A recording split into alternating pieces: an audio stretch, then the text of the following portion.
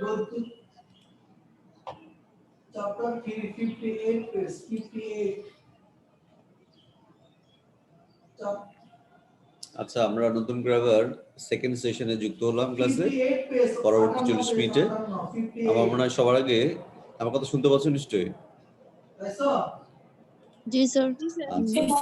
আচ্ছা তো আমি যেটা বলছি যে ওই সবার আগে এই যে অ্যাসাইনমেন্টটা এটা একটা স্ক্রিনশট দিয়ে নাও, আর প্রত্যেকটা সুন্দরকে নাম্বার দিয়ে প্রশ্নটা তুলবে আর অ্যান্সারটা দিবে।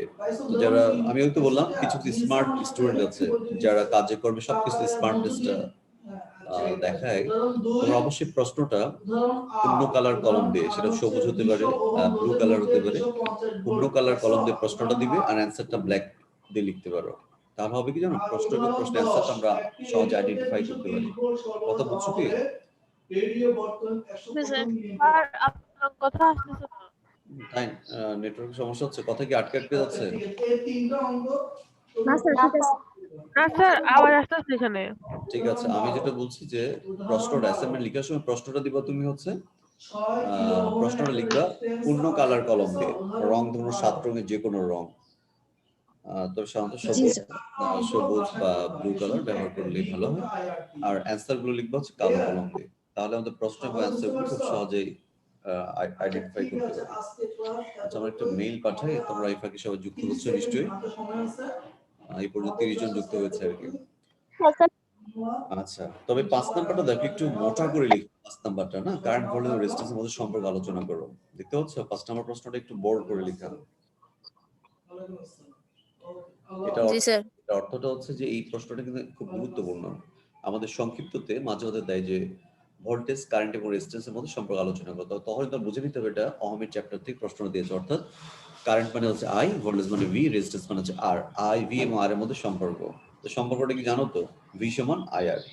তো এই সম্পর্কটা কিভাবে তৈরি হলো সেটা তোমাকে একটু বিস্তারিত লিখতে হবে। খুব বেশি বিস্তারিত না, সংক্ষিপ্ত প্রশ্নটা মোটামুটি 4-5 লাইনে হয়ে যায়। সংক্ষিপ্ত সবসময় টার্গেট করবে হচ্ছে এক বাক্যে শেষ করবে। আর সংক্ষিপ্ততে সাধারণত ছোট্ট একটা ফিগার টিকা থাকতে পারে, সামান্য বর্ণনা। আর রচনামূলকে যত মনে খুশি লিখতে পারো, মনের মাধুরী দিয়ে যতটা লেখা যায় লিখবা। পারলে যদি মনে হয় স্যার আমি এক প্রশ্নটাই পুরো 3 ঘন্টা ধরে লিখতে চাই, লিখতে পারো। কারণ তো অন্য প্রশ্ন কমন নাই, তুমি পারছো না লিখতে, সময় তো কাটাতে হবে। তো এক প্রশ্ন দিয়ে তুমি দেখবা যে পুরো 3 ঘন্টা লিখে ফেলছো, এরকম অনেক স্টুডেন্ট পাওয়া যায় যে ঘুরে ফিরে এক প্রশ্ন বারবার লিখছে। তো ঠিক আছে, আমাদের অ্যাসাইনমেন্ট 2 হিসেবে আগামী বুধবার আমরা দিব ইনশাআল্লাহ।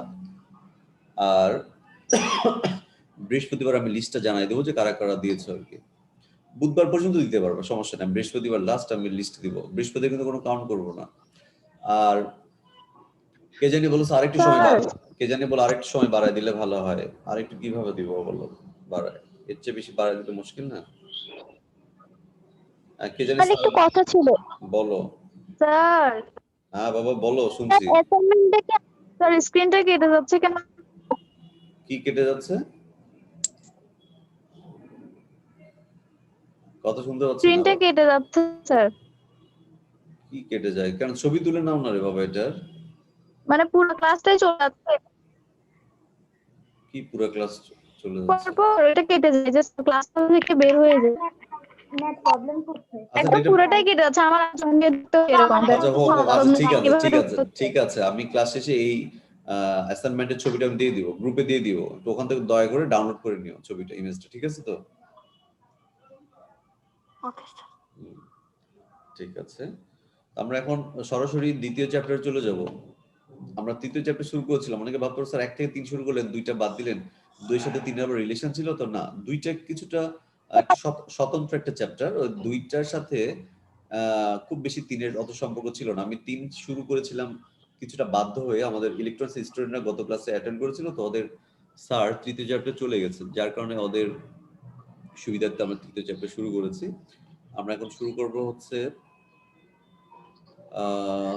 দ্বিতীয় চ্যাপ্টার।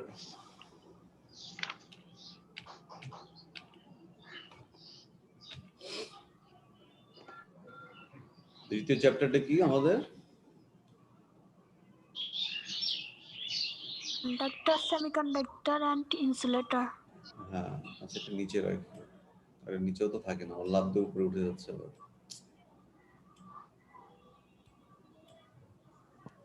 আচ্ছা, চ্যাপ্টার 2 কন্ডাক্টর সেমিকন্ডাক্টিভ ইনসুলেটর। দ্বিতীয় চ্যাপ্টার। কন্ডাক্টর মানে হচ্ছে পরিবাহী, আর সেমি মানে তো বুঝোই মাঝামাঝি কিছু, যেমন ফাইনাল, সেমিফাইনাল। সেমিফাইনাল মানে ফাইনালের কিছুটা মাঝামাঝি একটা কন্ডিশন। এরপর হচ্ছে ইনসুলেটর। তো কন্ডাক্টর মানে পরিবাহী। কন্ডাক্টর মানে পরিবাহী, আসলে কি পরিবহন করে আমার কথা শোনো সবাই। আর যাদের মাইক্রোফোন এখনো অন আছে দয়া করে একটু অফ করো। আচ্ছা আমি মিউট অল করে দিচ্ছি।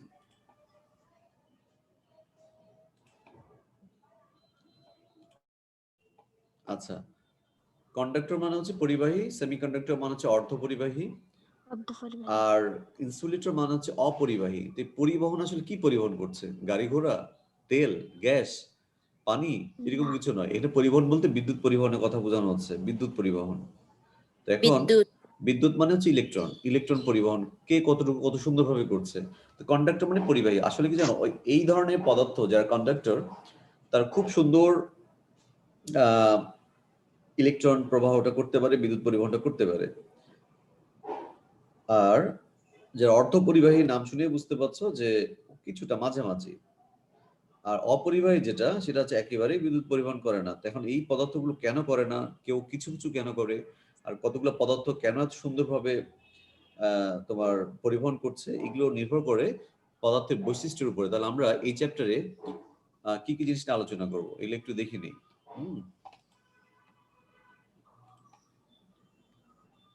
তো এখানে আমাদের এনার্জি ব্যান্ড ডায়াগ্রাম, যারা সায়েন্সে তারা কিছুটা জানো কিনা আমি জানি না, হয়তো তাদের কাছে নতুন মনে হতে পারে। এনার্জি ব্যান্ড ডায়াগ্রাম হচ্ছে, তোমরা যারা কেমিস্ট্রি পড়েছো আর কি, কেমিস্ট্রিতে দেখবা যে ভ্যালেন্স ইলেকট্রন নাম শুনছো? ভ্যালেন্স ব্যান্ড বা ভ্যালেন্স ইলেকট্রন, যোজনী ইলেকট্রন নাম শুনছো? যোজনী ইলেকট্রন। জি স্যার। আচ্ছা, এই যোজনী ইলেকট্রন কোনটা জানো? যে সর্বশেষ স্তরে যে ইলেকট্রন গুলো আছে, সর্বশেষ স্তরে যে ইলেকট্রন, এগুলো হচ্ছে ভ্যালেন্স ইলেকট্রন বা যোজনী ইলেকট্রন। তো এই ব্যান্ডটা, এই স্তরের যে ইলেকট্রন গুলো যে শক্তিতে থাকে, মানে যে ব্যান্ডে থাকে বা যে স্তরে, সেটা হচ্ছে ভ্যালেন্স ব্যান্ড। এখানে ছবিতে দেখতে পাচ্ছ ভ্যালেন্স ব্যান্ড। ভ্যালেন্স ব্যান্ডে কিছু ইলেকট্রন আছে। আর কন্ডাকশন ব্যান্ড, এটা নতুন একটা টার্ম। কন্ডাকশন ব্যান্ড হচ্ছে যেই জায়গাগুলোতে ইলেকট্রনগুলো অবস্থান করে এবং এই ইলেকট্রনগুলো পরমাণুর মায়া মমতা বলো বা তাদের যে আকর্ষণ শক্তিটা সেটা ত্যাগ করে থাকে, অর্থাৎ ফ্রি থাকে, কিছুটা ফ্রি।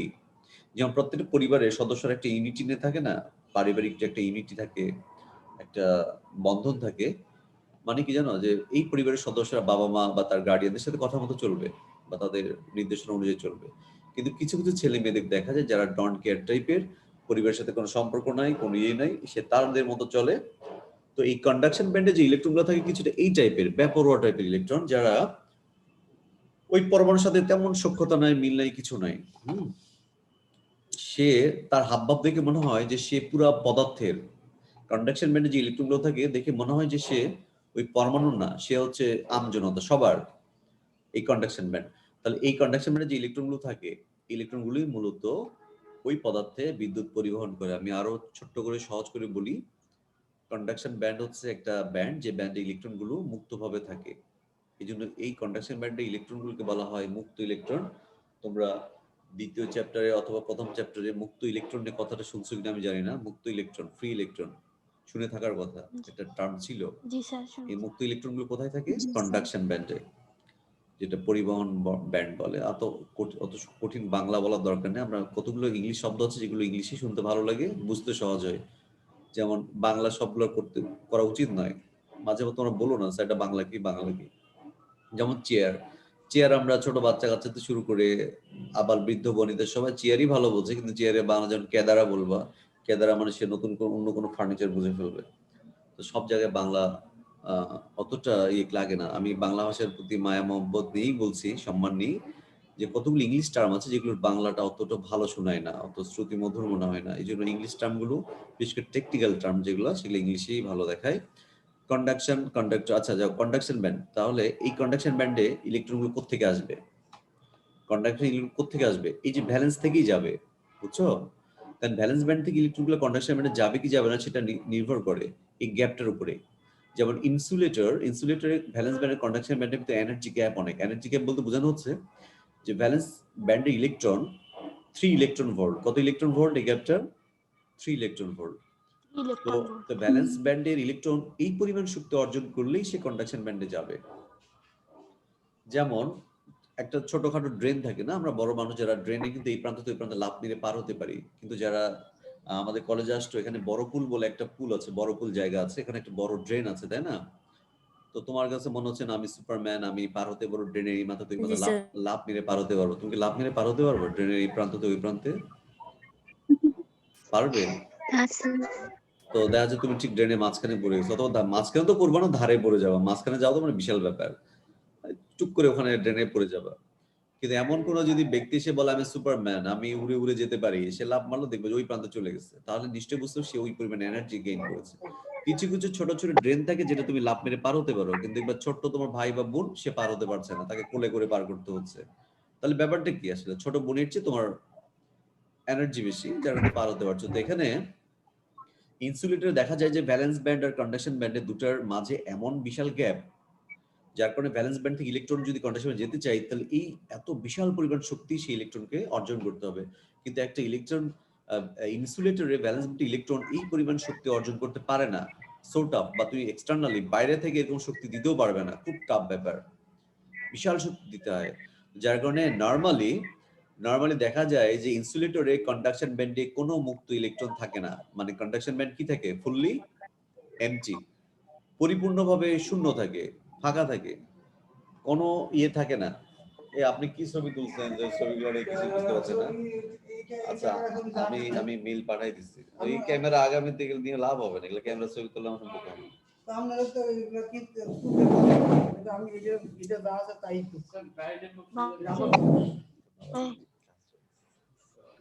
ছবি কি আপনার ক্যামেরার ছবি আর পাঠাইছি তো, 2-3টা ছবি পাঠাইছি। খালেক সাহেব একটু খালি চেক করতে পারবেন, চলে গেছে খালেক সাহেব। তো শোনো, তাহলে এই গেল ইনসুলেটরের ব্যাপার। তাহলে আমরা বলতে পারি ইনসুলেটরে কন্ডাকশন ব্যান্ডে একেবারেই মুক্ত ইলেকট্রন থাকে না, তাই না? তো যদি আমি বারবারই বলছি যে কোনো পদার্থে যদি মুক্ত ইলেকট্রন না থাকে, তাহলে তারা বিদ্যুৎ পরিবহন করবে না, কারণ বিদ্যুৎ পরিবহন ভ্যালেন্স ব্যান্ড বা তার ভিতরে যে স্তরগুলো আছে সেই স্তরের ইলেকট্রন গুলা কিন্তু বিদ্যুৎ পরিবহন করে না। বিদ্যুৎ পরিবহন কারা করে বলো? মুক্ত ইলেকট্রন যারা কন্ডাকশন ব্যান্ডে থাকে। ওই ব্যালেন্স ব্যান্ডের ইলেকট্রন গুলো কিন্তু বিদ্যুৎ পরিবহন করে না। তাও তো আমার ভালো আসে না। ওটা কি বেশি ব্রাইট করতে যেগুলো অন্ধ করে আসছে, চা চলে চলে, এটা কি স্পষ্ট না? দিছে 2-3টা দিয়ে দিছে, ওটাতে চলবে। ছবি একটা হলেই হয়, যদি ভালো হয়। ঠিক আছে, অপশন ওকে। এবার আসো সেমিকন্ডাক্টর। খেয়াল করো, সেমিকন্ডাক্টরে ভ্যালেন্স ব্যান্ডের কন্ডাকশন ব্যান্ডে দেখো এনার্জি গ্যাপটা কিছুটা কমে গেছে, তাই না? কোথায় 3 ইলেকট্রন ভোল্ট, কোথায় 1 ইলেকট্রন ভোল্ট, প্রায় 3 ভাগের 1 ভাগ, তাই না? তো এই ক্ষেত্রে দেখা যায় সেমিকন্ডাক্টরে যে এক্সটার্নালি কিছু এনার্জি যদি ভ্যালেন্স ব্যান্ডের ইলেকট্রনগুলো গেইন করে, অর্জন করে, তাহলে এই ভ্যালেন্স ব্যান্ড ইলেকট্রনগুলো খুব সহজেই কন্ডাকশন ব্যান্ডে মুভ করে। যার কারণে সেমিকন্ডাক্টরে দেখা যায় যে হালকা পাতলা 25 ডিগ্রি 30 ডিগ্রি সেলসিয়াস তাপমাত্রায় বা কক্ষ তাপমাত্রায় সেমিকন্ডাক্টর গুলো কিছুটা বিদ্যুৎ পরিবহন করে। কেন? ভ্যালেন্স ব্যান্ড থেকে, অর্থাৎ এই স্তর থেকে ইলেকট্রন গুলো কন্ডাকশন ব্যান্ডে কিছুটা যায়, এত বেশি না, সামান্য। এই কন্ডাকশন ব্যান্ডে সামান্য ইলেকট্রন যায় বিধায় সেমিকন্ডাক্টর গুলো সামান্য পরিমাণ কারেন্ট প্রবাহ করে। এবার কন্ডাক্টর, যেটাকে আমরা বলছি পরিবাহী, এটা আমার মজার ব্যাপার। কন্ডাকশন ব্যান্ড আর ভ্যালেন্স ব্যান্ডের তো কোনো গ্যাপ নাই, বরং দুইটা ব্যান্ড একটার সাথে আরেকটা মার্জ হয়ে গেছে, অর্থাৎ একটার সাথে একটা মিশে গেছে। দেখো এই যে হলুদ কালার যেটা দেখতে পাচ্ছ, সেই হলুদ কালারটা হচ্ছে কার অংশ, ভ্যালেন্সটার এবং কন্ডাকশন, অর্থাৎ একটার সাথে একটা ওভারল্যাপ হয়ে গেছে, এটাকে ওভারল্যাপ বলে, ওভারল্যাপিং। বুঝতে পারছো তো? যেমন তোমরা সিএনজিতে নিশ্চয়ই যাতায়াত করো, আমরা সিএনজির পিছনের সিটে সাধারণত 3 জন বসতে পারি, তাই না? ভালো করে বোঝো, 3 জন বসতে পারি তো? আর যদি খুব মোটাসোটা ব্যক্তি হয় তাহলে 2 জন। তো ধরো আমরা অ্যাজ ইউজুয়াল আমরা 3 জন বসছি, কিন্তু চতুর্থ ব্যক্তিকে যদি বসাতে চাও, সে কোথায় বসবে? নিশ্চয়ই 2 জনের কোনো জায়গায় মাঝামাঝিতে, কোলে। শব্দ হচ্ছে, মিট করো যারা, হ্যাঁ, নিশ্চয়ই কোলে বসতে হবে। এই কোলে বসাটা, ওই যারা বসে আছে তাদের কোলে বসা অর্থ তার সাথে ওভারল্যাপ হয়ে যায়, অর্থাৎ একটার উপর আরেকটা উঠে যাওয়া। তো কন্ডাকশন ব্যান্ড কন্ডাক্টরে যেটা হয়, ভ্যালেন্স ব্যান্ড কন্ডাকশন ব্যান্ড এতটাই ওভারল্যাপ, ঠিক যেন মনে হয় ভ্যালেন্স ব্যান্ড ইলেকট্রন মানে কন্ডাকশন ব্যান্ডের ইলেকট্রন, কন্ডাকশন ব্যান্ডের ইলেকট্রন মানে ভ্যালেন্স ব্যান্ড ইলেকট্রন, অর্থাৎ ভ্যালেন্স ব্যান্ড ইলেকট্রন গুলো খুব সহজেই কন্ডাকশন ব্যান্ডে মুভ করে। এই কারণে কন্ডাক্টর গুলোতে সামান্য পরিমাণ এক্সটার্নাল শক্তি দিলেই, সামান্য একটু শক্তি প্রয়োগ করলেই প্রচুর পরিমাণ মুক্ত ইলেকট্রন পাওয়া যায় এবং সেই মুক্ত ইলেকট্রন গুলো বিদ্যুৎ পরিবহন করে। অনেক শব্দ হচ্ছে, একটু মিউট করো।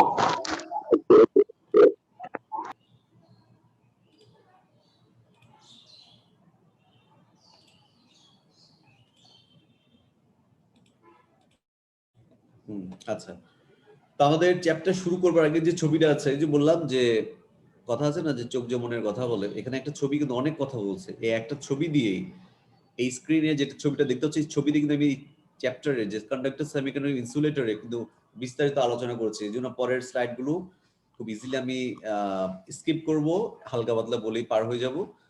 এইটাতে কিন্তু মোটামুটি 3 ধরনের পদার্থ আমরা ইলেকট্রন প্রবাহের উপর নির্ভর করে যে 3টা শ্রেণীতে ভাগ করা আছে পদার্থকে, সেটা নিয়ে আমরা বিস্তারিত আলোচনা করেছি এই স্লাইডে। তো আমরা সাধারণত পদার্থ কয় ধরনের বললে কিন্তু আমরা 3 ধরনের বলি, তাই না? একটা হচ্ছে কি বলি, তরল, কঠিন, তরল এবং বায়বীয়। আরেকটা স্টেট আছে যেটা প্লাজমা বলে, এটা অন্য ব্যাপার। তো এই 3 ধরনের বলি, কঠিন, তরল, বায়বীয়। আমরা এই ইলেকট্রিক্যাল ইঞ্জিনিয়ারিং ফান্ডামেন্টাল এই সাবজেক্টে যদি পদার্থ কয় ধরনের বললে কিন্তু বুঝে নিবা, স্যার যেটা বুঝাতে যাচ্ছে সেটা হচ্ছে ইলেকট্রন প্রবাহের উপর নির্ভর করে কয় ধরনের। অবশ্যই বলবো 3 ধরনের। একটা হচ্ছে পরিবাহী, অর্ধপরিবাহী এবং অপরিবাহী, তাই না? আচ্ছা, তো ঠিক আছে, আমরা পরের স্লাইড দেখি কি বলছে। আচ্ছা, এই কেবল শুরু হলো আমাদের চ্যাপ্টার, একটা ছবি ছিল, ছবিটি নিয়ে অনেক কথা বলছি। তো বইয়ের যেমন বইয়ের কাভারটা কিন্তু একটা গল্প বলো, একটা নভেল, উপন্যাস যেটাই বলো না কেন, বইয়ের কিন্তু কাভার একটা বইয়ের ভিতরে অনেক কথাগুলো মিন করে, তাই না? প্রচ্ছদভাবে তৈরি করা হয়। আমাদের এই প্রথম ছবিটা দিয়ে কিন্তু ওই চ্যাপ্টারটা নিয়ে অনেক কথা বলে ফেলেছি। আমাদের চ্যাপ্টার আউটলাইন বলতে বলছে, চ্যাপ্টারের এই সিলেবাসে কি আছে, ডিফারেন্ট কন্ডাক্টর, ইনসুলেটর, সেমিকন্ডাক্টর। মানে কন্ডাক্টর, সেমিকন্ডাক্টর, ইনসুলেটরের সংজ্ঞা যেটা আমি সংজ্ঞাতে বললামই। কন্ডাক্টরটা কি, যে খুব সহজে বিদ্যুৎ পরিবহন করে। কেউ যদি ভাঙা ভাঙা কথাও পরীক্ষার খাতায় লিখো, একটু বুঝাতে চেষ্টা করো, আমি নাম্বার দিব। আমি বারবার বলছি, আমি নাম্বার দেওয়ার ব্যাপারে কোনো কার্পণ্যতা করি না। কিন্তু তুমি কিছুই লিখলে না, কন্ডাক্টর কাকে বলে, তুমি বললা যে পদার্থটি খুব শক্ত, সহজে ভেঙে যায়, এ হয়, সহজে বাঁকানো যায় না। এই কথাগুলো দিয়ে কিন্তু কন্ডাক্টর বোঝানো যাবে না। কন্ডাক্টরের সাথে কার সম্পর্ক? ইলেকট্রন প্রবাহের সম্পর্ক। সেমিকন্ডাক্টরের সাথে কার সম্পর্ক? ইলেকট্রন প্রবাহের সম্পর্ক। ইনসুলেটর, ইলেকট্রন প্রবাহ। তাহলে আমি ঝটপট বলে দিই, বই হয়তো আরো সাবলীলভাবে অনেক সুন্দরভাবে দেওয়া আছে। আমরা কন্ডাক্টর বলতে কি বলবো? যে সকল পদার্থ খুব সহজেই বিদ্যুৎ পরিবহন করে। সেমিকন্ডাক্টর রাইট, সেমিকন্ডাক্টর কাকে বলে? যে তোমাদের বই হয়তো বা মুক্ত ইলেকট্রন এসে অনেক, হ্যাঁ, তোমাদের বই ধর কন্ডাক্টর মুক্ত ইলেকট্রন এসে অনেক কথাবার্তা বলছে, সেটা তো অবশ্যই নোট করে সুন্দর করে লিখবে। কিন্তু যে একেবারেই পারছে না, পরীক্ষার হলে অনেক শক্ত করে টিচার ডিউটি দিচ্ছে, ডানে বামে ঘাড় ঘুরাতে পারছো না, তো তুমি কি করবে? তখন তুমি ওই যে বেসিক, যে আজকে ক্লাস যেটা শিখলে বেসিক থেকে লিখবে, তাহলে দেখবা যে আশা করি ফেল করবে না, পাস তো করবে। এমনও হতে পারে যে এ বা এ মাইনাস পেরে যেতে হয়। কি জানি স্যার বলতেছে, কি হচ্ছে বলো, কে জানি বললে, কি বললেন? যাকে বাবা কি কথা বলছো বুঝি না, কথা ভেঙে ভেঙে আসতেছে, কথা ভেঙে আসছে। আর শোনো, আমি বললাম তো আমাদের কন্টেন্ট বেশি, কথা বেশি, যার কারণে আমি শর্ট টাইম মনে করি। 80 মিনিট আমার কাছে অনেক ছোট্ট সময় মনে হয়, যার কারণে আমি অতি দ্রুত অনেক কথা বলছি। তবে বলতে পারো, স্যার আপনি এত দ্রুত কথা বলেন, আমি কথা ক্যাচ করতে পারি না। ক্যাচ করতে পারো না, এটা তোমার প্রবলেম, কিন্তু আমি যেভাবে বলছি এটা স্বাভাবিক। বারবার বলছি, তোমরা এফএম রেডিও যারা শোনো, আর যে যারা আছে তারা এর চেয়েও দ্রুত কথা বলে, স্পষ্ট করে কথা বলে। সে কথা বুঝতে পারলে আমার কথা বুঝতে পারবে। আর তারপরও যাদের ব্রেন মনে হচ্ছে একটু স্লো, টিউবলাইটের মতো মনে হয়। টিউবলাইট জানো তো, সুইচ দিলে কিন্তু সঙ্গে সঙ্গে লাইট জ্বলে না, একটু পরে জ্বলে। জ্বলে তো? জি স্যার। আচ্ছা, কিছু লাইট আছে সুইচ দেওয়া মাত্রই জ্বলে। তো আমাদের স্টুডেন্ট যারা আছো অনলাইন ক্লাসে, তাদের দুই ক্যাটাগরি আছো, নরমাল বাল্ব আর একটা টিউবলাইট টাইপের স্টুডেন্ট আছো। কিন্তু কিন্তু ফিউজ বাল্ব তো নাই কেউ। ফিউজ আছো, ফিউজ যে সুইচ দিলে জ্বলছেই না, আছো কেউ এরকম? নাই। যার কারণে আমি মনে করি আমার কথাগুলো, আমার ক্লাস কন্টেন্ট, কথা সবই বুঝতে পারবে। তবে কেউ হয়তো একবার আজকে বুঝে ফেলছো, কেউ এই ভিডিওটা 2বার 3বার দেখে বুঝতে পারছো। এজন্য নিরাশ হওয়ার কিছু নাই। এই ক্লাসগুলো আমি ভিডিওগুলো লিংক দিয়ে দিব, ভিডিওগুলো কাছে থাকবে। এবং তুমি আরো স্লো মোশনে, ভিডিও কিন্তু স্লো মোশনেও চালানো যায়, আরো স্লো মোশনে আস্তে ধীরে বারবার রিপিট করে আবার ব্যাকে যে আবার টেনে টেনে দেখবে, ইনশাআল্লাহ বুঝতে পারবে, কোনো প্রবলেম হওয়ার কথা নয়। তো আমরা ইনসুলেটর বললাম, সেমিকন্ডাক্টর। 2 নম্বরে বলা হচ্ছে কারেন্ট সেমিকন্ডাক্টর, ইলেকট্রন থিওরিও, যে আমি যেটা ইলেকট্রন থিওরি নিয়ে বললাম যে ব্যালেন্স ব্যান্ড, কন্ডাকশন ব্যান্ড, আগের ছবিতে যেটা দেখলে মনে পড়ছে, এই যে ইলেকট্রন থিওরি নিয়ে কার উপর কিসে সাইদুল ভাই? আচ্ছা ধন্যবাদ, ঠিক আছে। তো 2.2 নম্বর আর্টিকেলে আসলে আমরা এই কন্ডাক্টর, সেমিকন্ডাক্টর এবং ইনসুলেটরের যে ব্যাখ্যাটা কিসের আলোকে দিব, ইলেকট্রন থিওরির উপরে, সেটা আমি ছবিতে বলে দিয়েছি, তাই না?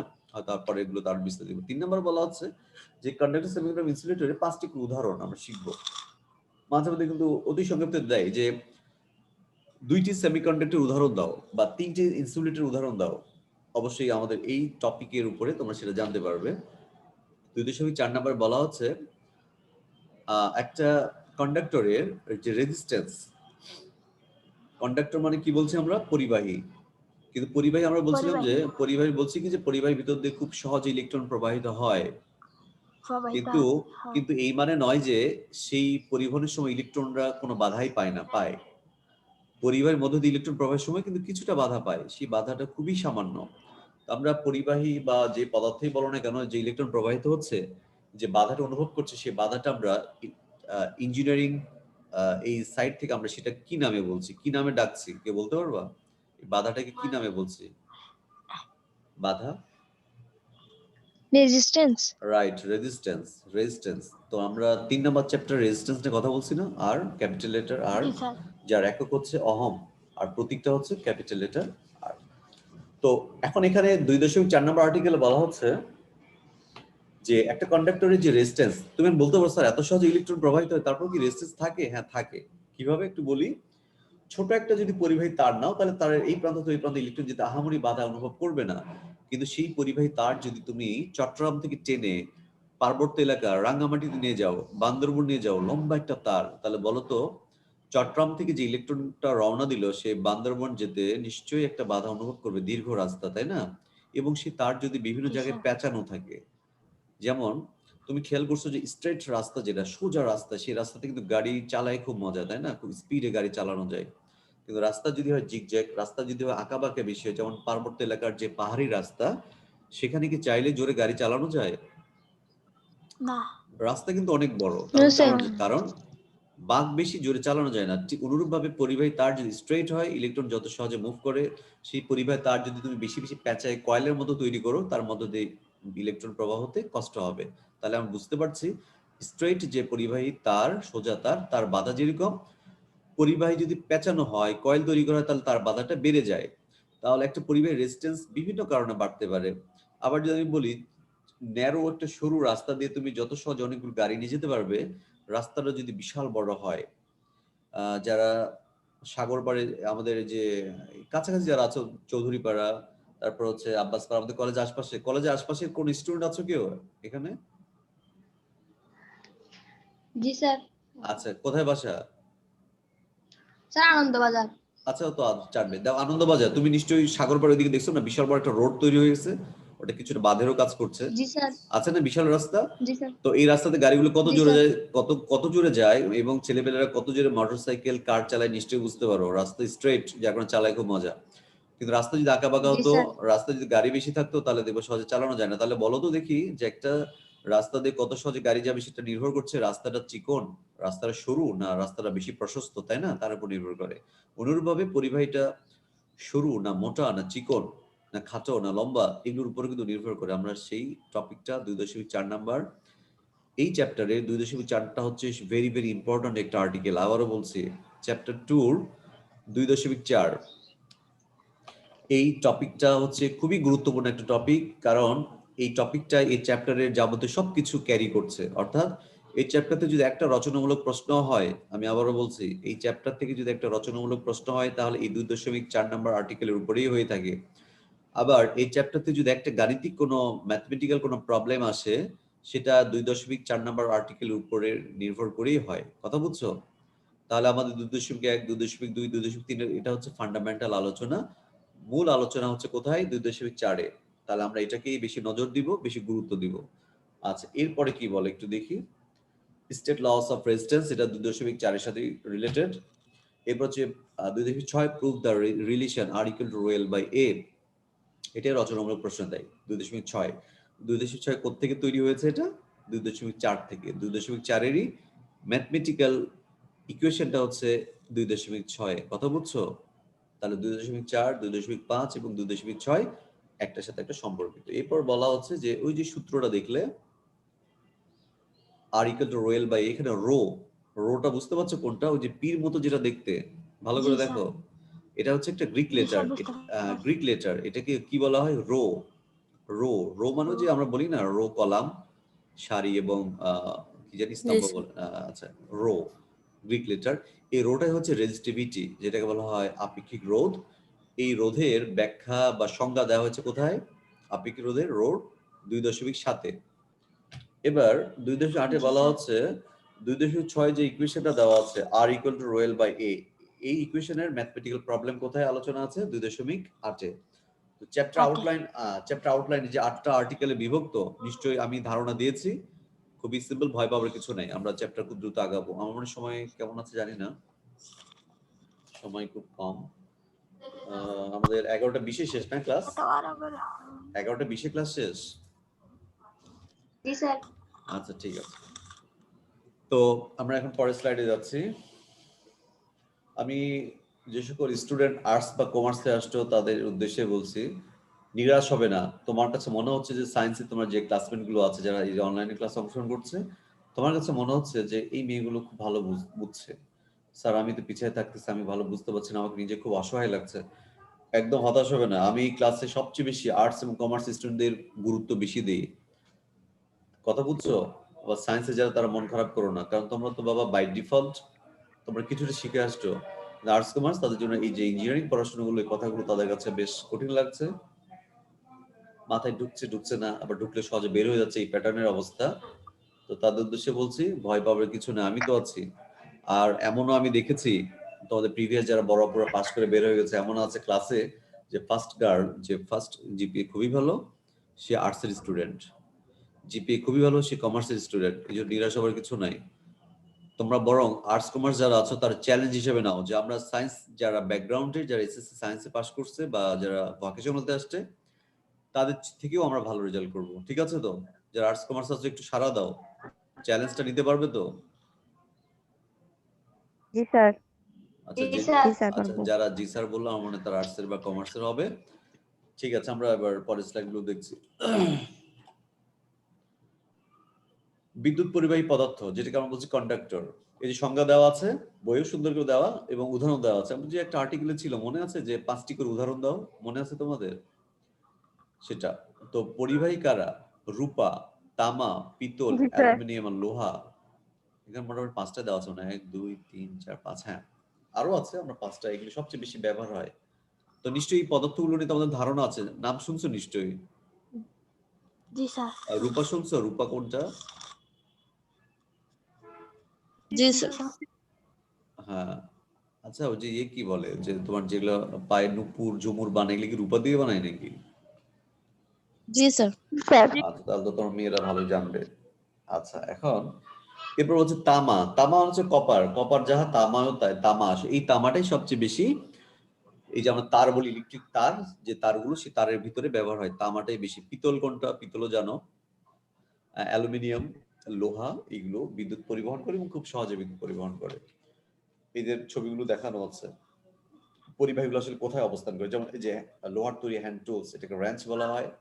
তারপর তারের ভিতরে যে অংশটা দেখতে পাচ্ছ এটা হচ্ছে পরিবাহী, আর বাইরেটা হচ্ছে ইনসুলেটর, অপরিবাহী। পরিবাহীটা কি দিয়ে ঢাকানো, কি দিয়ে মোড়ানো? অপরিবাহী দিয়ে। যার কারণে তুমি যেখানে হাত দাও শক করবে না, কারেন্টে শক করবে না। কিন্তু যদি ভিতরে হাত দাও তুমি বিদ্যুৎ পৃষ্ঠ হতে পারো, ইলেকট্রিক্যালি শকড হতে পারো। এখানে দেখাচ্ছে। কি ব্যাপার, এত তত্ত্বে ক্লাস শেষ হয়ে যাচ্ছে সব? আচ্ছা ঠিক আছে, আর 10 মিনিট আছে, সেটা দেখাচ্ছে। পিতলের বার, যেটাকে বলে বাসবার। এবার এদের বৈশিষ্ট্য কিছু বলা হচ্ছে, উচ্চ পরিবাহিতা, তারপর সর্বনিম্ন তাপমাত্রা সহ, এগুলো খুব গুরুত্বপূর্ণ। যথেষ্ট পরিমাণের নমনীয়তা, ফ্লেক্সিবিলিটি খুব ভালো, তারপর ড্রাইবিলিটি, সহন ক্ষমতা, ওয়েল্ডিং বা সোল্ডারিং করার উপযুক্ততা, মরিচা প্রতিরোধ করে, এই 6টা দেওয়া আছে এদের। এবার আমরা যেটা নিয়ে আলোচনা করেছি, ঢেকে গেছে, এখানে ঢেকে গেছে। দেখো অর্ধ পরিবাহী নিয়ে কথা বলা হচ্ছে, ঠিক আছে? অর্ধ পরিবাহী পদার্থ সংজ্ঞাটা ব্লু কালার লেখা আছে এবং সাথে 5টা কি বলে উদাহরণ দেওয়া আছে। ওই যে বললাম মাঝামাঝি, পরিবাহী অপরিবাহী মাঝামাঝি যাদের বিদ্যুৎ পরিবহন ক্ষমতা, সেটা হচ্ছে অর্ধপরিবাহী। Germanium, silicon, silicon carbide, carbon ভিজা কাঠ। এই অর্ধপরিবাহী নিয়ে বিস্তারিত আলোচনা আছে ইলেকট্রনিক্স। তো এবং ইলেকট্রনিক্স জগৎটাই হচ্ছে অর্ধপরিবাহী নিয়ে, ঠিক আছে? এই জন্য আমরা ইলেকট্রিক ইঞ্জিনিয়ারিং ফান্ডামেন্টালে আপাতত অর্ধপরিবাহী নিয়ে বেশি কথা বলবো না। আমরা কথা বলবো কোন দুটো পদার্থ নিয়ে? অপরিবাহী আর পরিবাহী। কেন অপরিবাহী নিয়ে কথা বলবো? কারণ অপরিবাহীটা তো পরিবাহীর উপরেই মোড়ানো থাকে। কারণ পরিবাহীটা যদি উন্মুক্ত থাকে, নিউট থাকে, খোলা থাকে, তাহলে তুমি হাত দিলে শক করবে, তাই না? তো সেটাকে একটু ঢেকে দিতে হবে না? সেটাকে ঢেকে দিবা কি দিয়ে? অপরিবাহী দিয়ে। যেমন তোমরা যে তোমরা দেখবা রান্না বান্নাতে যে চামচগুলো ব্যবহার করো, দেখবা চামচের হাতলগুলো সাধারণত কাঠ দিয়ে বা প্লাস্টিক দিয়ে থাকে। খেয়াল করছো কখনো? জি স্যার। কেন থাকে বলো তো? কারণ মেটালিক যে চামচটা যেটা দিয়ে তুমি রান্না বান্না করছো সেটা গরম হলেও তোমার হাতলটা গরম হবে না। কেন? হাতলটা কাঁচ বা প্লাস্টিক দিয়ে মোড়ানো, সেই প্লাস্টিকটা তাপ পরিবহন ভালো করছে না। রাইট, অপরিবাহী। হ্যাঁ, এই ব্যাপারগুলো। এবার আমাদের পরের কথা আছে সেমিকন্ডাক্টরের কিছু বৈশিষ্ট্য দেওয়া আছে 4টা এবং এখানে উদাহরণ দেওয়া আছে পি টাইপ, এন টাইপ, এগুলো নিয়ে কথা না বলি, এগুলো হচ্ছে ইলেকট্রনিক্সের কথাবার্তা। আচ্ছা, এবার আমাদের যেটা আলোচনা হচ্ছে সেটা হচ্ছে অপরিবাহী পদার্থ। অপরিবাহী, এটা উদাহরণ দেওয়া আছে সাথে সংজ্ঞা এবং উদাহরণ। সংজ্ঞাতে কি বলা আছে? যে সকল পদার্থের মধ্যে দিয়ে কোনোভাবেই কারেন্ট প্রবাহিত হতে পারে না, যথেষ্ট বাধার সম্মুখীন হয়, মানে যাদের রেজিস্ট্যান্স অনেক বেশি, এগুলোকে কি বলা হয়? অপরিবাহী। উদাহরণ কাঁচ, চীনামাটি, শুষ্ক কাঠ, এবনাইট ইত্যাদি। আচ্ছা, রাবার এগুলো এখানে উদাহরণ দেওয়া আছে। দেখো যে আমরা এর আগেরটা দেখছিলাম যে এটা কি বলছিল? পরিবাহী। আর এখন অ্যারো চিহ্ন দিচ্ছে কোথায়? যে কাভারে দেখো, এগুলো হচ্ছে অপরিবাহী। ঠিক আছে, আমার মনে খুবই সুন্দর বুঝতে পারছো তোমরা, নিরাশ হবা না। এখানে কিছু বৈশিষ্ট্য দেওয়া আছে।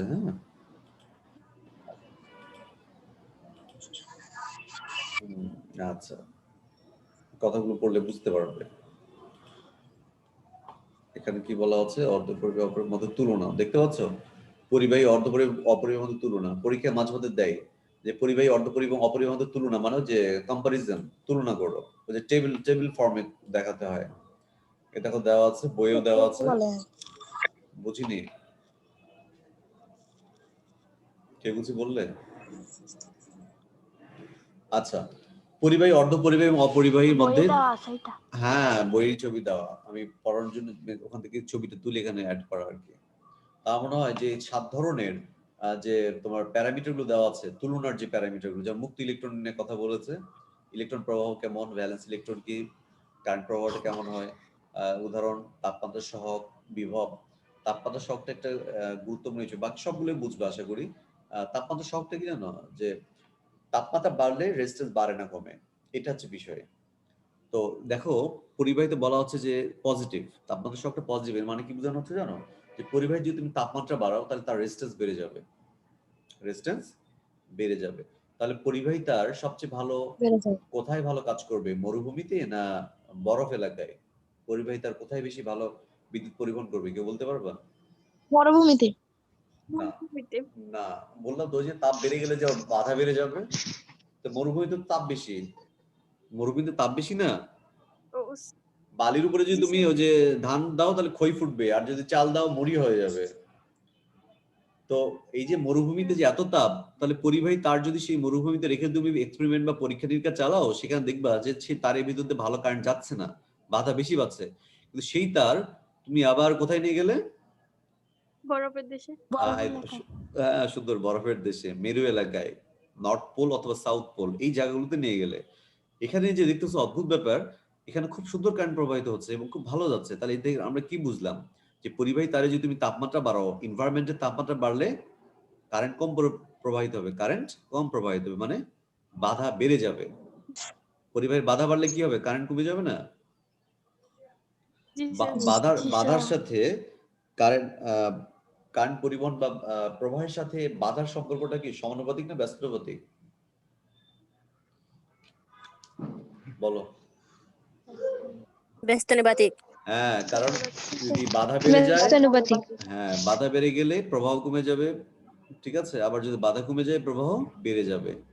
এটাই পজিটিভ Base বলা হচ্ছে, আর অর্ধপরিবাহীতে সামান্য পজিটিভ বলা হচ্ছে, আর অর্ধপরিবাহীতে নেগেটিভ বলা অর্থ হচ্ছে এটাই যে অপরিবাহীর ক্ষেত্রে আবার যদি তাপমাত্রা বাড়াও তাহলে এর ভিতরে কিছুটা ফ্রি ইলেকট্রন তৈরি হয়। ওই যে আমরা দেখেছিলাম প্রথম স্লাইডের ছবিতে যে অপরিবাহীর অপরিবাহীর ভ্যালেন্স এবং কন্ডাকশন ব্যান্ডের বিশাল একটা এনার্জি গ্যাপ, তাই না?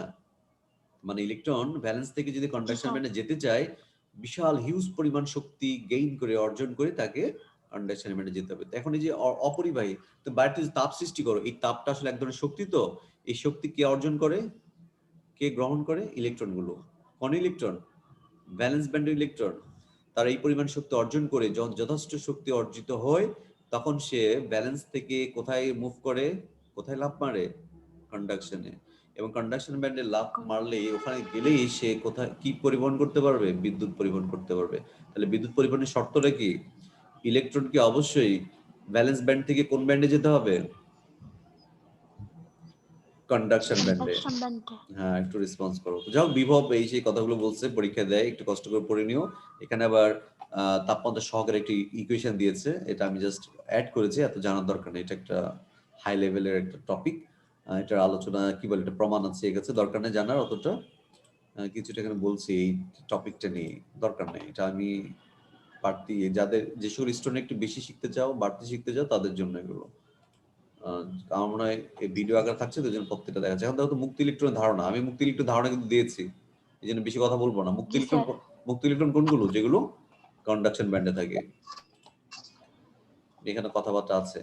আর যেহেতু এটা ভিডিও হচ্ছে তো এই জন্য আমি স্লাইডগুলো কিছুটা রেখে দিচ্ছি, চাইলে তুমি পজ করে কথাগুলো পড়তে পারবে, কথা বুঝছো? এই জন্য দ্রুত সরাচ্ছি না, এখানে আছে এবং দেখানো হয়েছে এখানে কথাগুলো যে কে মুক্ত ইলেকট্রন হয়। দেখবা যে সর্বশেষ স্তরে যে ইলেকট্রনটা, এটা কি? এই ইলেকট্রনটা কি ইলেকট্রন? এই ইলেকট্রন নাম কি বলো?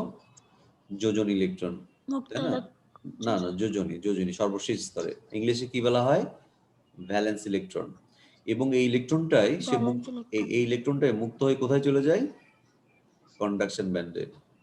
এই সহজে মুক্ত হয়, কারণ কারণ আমরা যদি বলি যে এই যে পরিবারের ইউনিটি, যে মাঝের ব্যাপারটা দেখো, এই পরিবারের এই জায়গা থেকে যে যত দূরে সরে যাবে পরিবার থেকে তার বন্ধনটা কমে থাকবে না? কমতে থাকবে কি না? আমরা যদি পরিবারকে যদি আমরা সেন্টারটা ধরি, এটাই পরিবার, তো দেখবে এখান থেকে যত দূরে ইলেকট্রন সরে যাচ্ছে তার শক্তিটা তত কমে যাচ্ছে, যার কারণে আমরা ভিতরে ইলেকট্রন গুলো সহজে বের করতে যদি নাও পারি, সর্বশেষের এই ইলেকট্রনটাকে আমরা সহজেই বের করতে পারি। যেমন আমাদের কথা আছে না যে একতাই বল, তাই না? একতাই বল, তো যত বেশি কাছাকাছি থাকবে শক্তি তত বেশি। এ দেখো সর্ব বাইরে আছে, সবার বিচ্ছিন্ন প্রায়। এই মেইনলি তোমার রাসায়নিক বিক্রিয়া অংশগ্রহণ করে, বিদ্যুৎ পরিবহন অংশগ্রহণ করে। তাহলে একটা পরমাণুর মেইন বৈশিষ্ট্যটা কিন্তু নির্ভর করছে এই যে সর্বশেষের ইলেকট্রনটার উপরে, তাই না? এই নির্দেশ করছে যে আমি সহজে বিদ্যুৎ পরিবহন করব কি করব না, আমি সহজে ইলেকট্রন ত্যাগ করব কি করব না, আমি ইলেকট্রন গ্রহণ করব কি করব না। এই ব্যাপারগুলো নির্ভর করছে কার উপরে? ভ্যালেন্স ইলেকট্রনের উপরে। এটা কেমিস্ট্রি কথাবার্তা, তারপরে যেহেতু ইলেকট্রিসিটির সাথে রিলেটেড এই জন্য কথাটা এখানে আসলো। আচ্ছা, এরপরে কি আছে আমরা একটু দেখি। এখানে বলছে মুক্তি ইলেকট্রন ধারণা চলমান। আচ্ছা, পরে মনে আরো কিছু কথা আছে অনেক। আচ্ছা, পরিবাহিত ধর্ম, এগুলো মানে মুক্তি ইলেকট্রনের বৈশিষ্ট্য অনেক কথা হচ্ছে এখানে। আচ্ছা, আমাদের এখানে কি আলোচনা আছে? রেজিস্ট্যান্সের সূত্র, ওই যে 2.6 নম্বর আর্টিকেল।